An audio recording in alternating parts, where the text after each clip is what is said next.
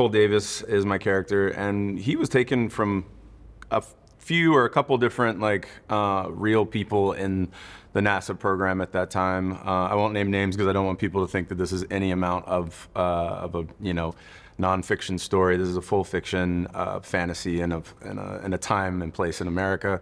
But Cole he was a pilot, and he was a very good pilot, and he always wanted to go to the moon. He wanted it. It's why he came to NASA. Turns out that he had a medical condition that wouldn't let him go, and now he's going to take it upon himself to basically get all of his friends, his buddies, that are pilots themselves, and they're very close, and he's going to be responsible for kind of coaching them to get to the moon. And there's been some very tragic things in the history of NASA when they were truly, when I say what they were working with technology-wise, I mean, just go look at a car from 1968. It's all analog switches, and I don't know how they did it. And he's got to hold all that up. And at the time, it was really, really bad. They were not winning this race, and he was feeling the pressure. And then a saving grace angel comes in and gets him the money that he actually needs to be able to do this, but kind of against his will. There's other, we could Do you want Vanning or not? No. Come on. I don't. Let's go. Hold on a second. I thought you were a tough, advertising chick from New York. In.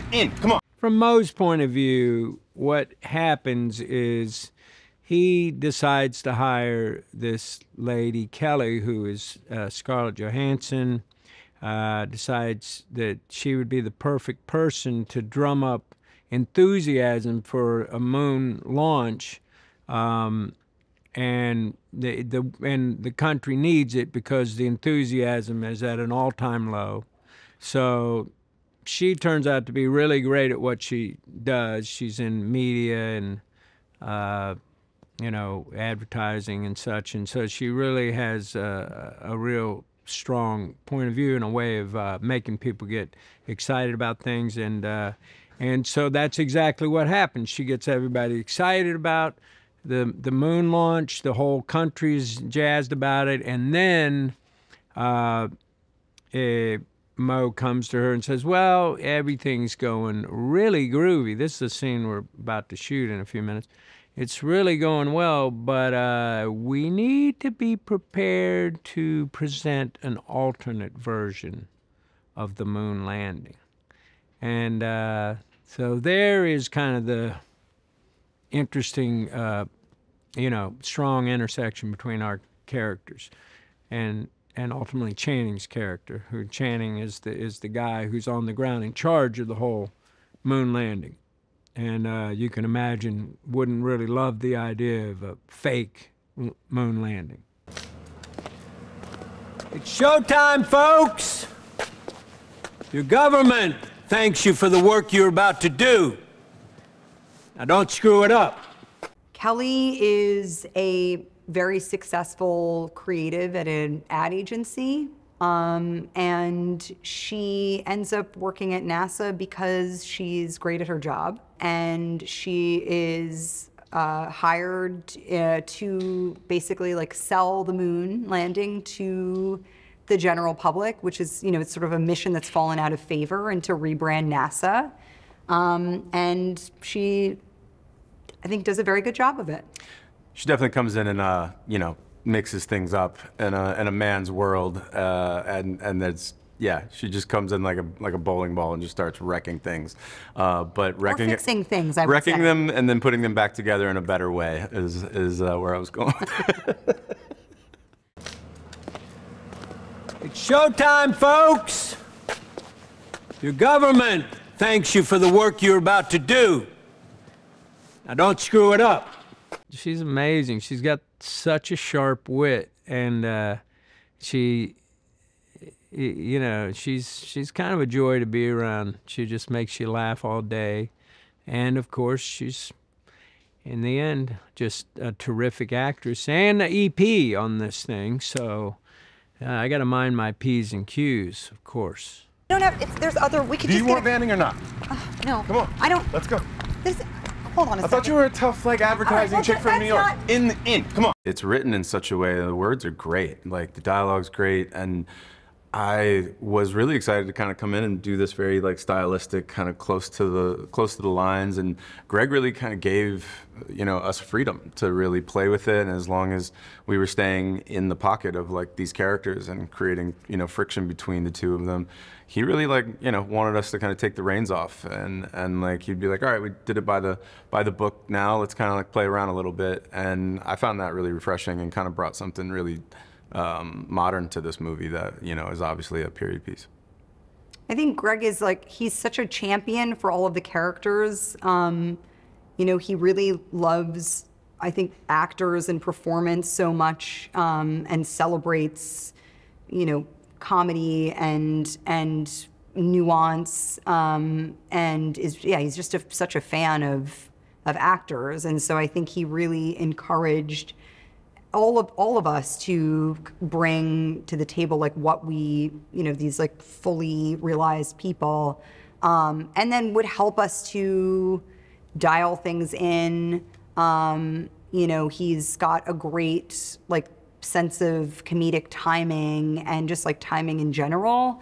I think that's part of his like writer brain too, like just like hearing dialogue and like what works in his mind, like how like the rhythm of things, and as Channing was saying, like the dialogue is so, it's has a beautiful shape to it, like the nuance is kind of all there written in, and I think for him it's really very much about like listening to things, dialing things in, and like working with the actors to like help them to have the motivation to get to where he needs them to go, as far as like the musicality of the lines. But he is such an incredible knowledge of film. Yeah, he's guy's a pro. Yeah, he's incredible. I mean, he nailed the tone so much. It was also about finding, when we were producing it, it was like we knew what the tone was, the writer knew what the tone was, our studio knew what the tone was, but it was about finding a director that also like understood the assignment there and like could nail it at every step of the way, and he just elevated it.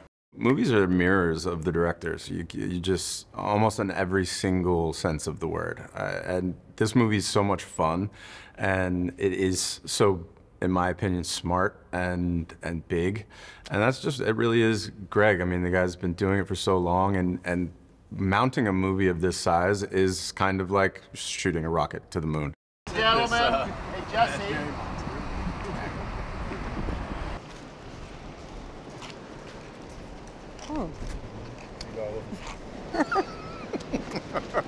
I think he's a really cool actor, but he's also one of those people, Scarlett has this too, that the camera just loves him.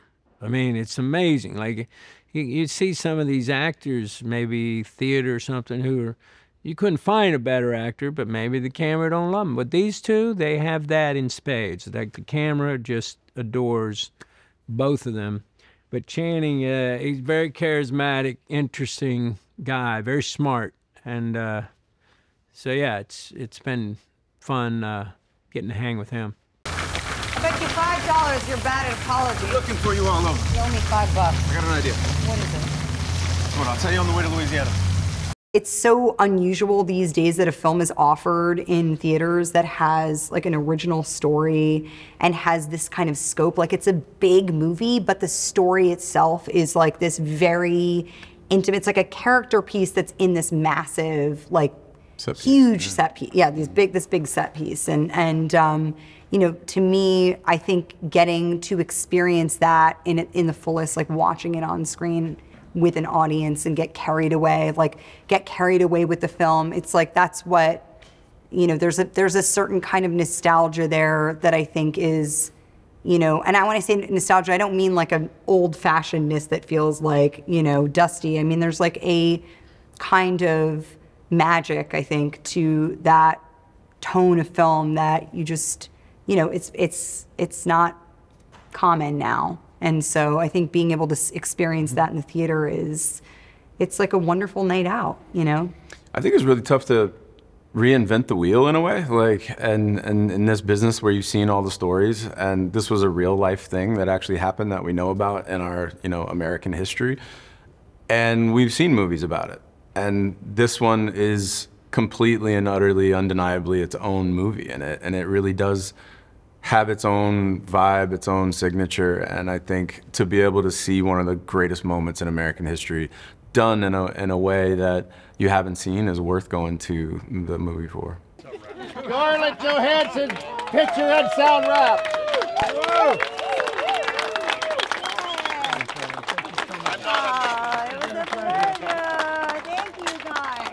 I do hope they have a great time, that they laugh a lot. I mean, this is entertainment. It's funny, it's interesting, it's historical, it's hysterical. Hurry to your local cinema. You don't want to miss this. TV set. So, did you guys hear that? Mo is gonna, after he says, Jesus, it looks fake, he's gonna take one step in. Just copy that. Okay?